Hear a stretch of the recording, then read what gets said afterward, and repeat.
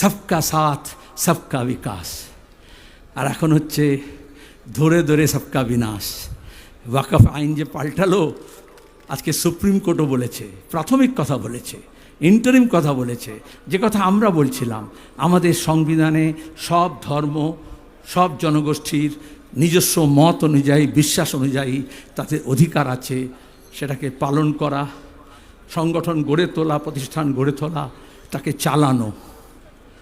যেমন গুরুদ্বারা চলে, যেমন গির্জা চালানো হয়, যেমন ওই যে তিরুপতির মন্দির দেবস্থানাম চালানো হয়, তিরুমালা দেবস্থানাম চালানো হয়। সরকার এসে বলছে, ওরে বাপ রে বাপ, এখন মন্দির মসজিদে অনেক লাভ আছে, চল হট তোরা সর, আমরা এগুলোকে চালাবো। আরে তুই ট্রেনটা ভালো করে চালা না, যাতে ঠিক সময় ট্রেনটা চলে, ট্রেনের বাথরুমগুলো যাতে ঠিকমতো পরিষ্কার থাকে, আর এয়ারপোর্টগুলোকে সব আদানির হাতে না দিয়ে, বন্দরগুলোকে আদানির হাতে না দিয়ে, যেটা চালানোর কথা সেটা চালা। ওরা ট্রেন বেচে দিচ্ছে, মমতা ব্যানার্জি কলকাতার ট্রাম ডিপো বেচে দিচ্ছে, বলে যা আছে।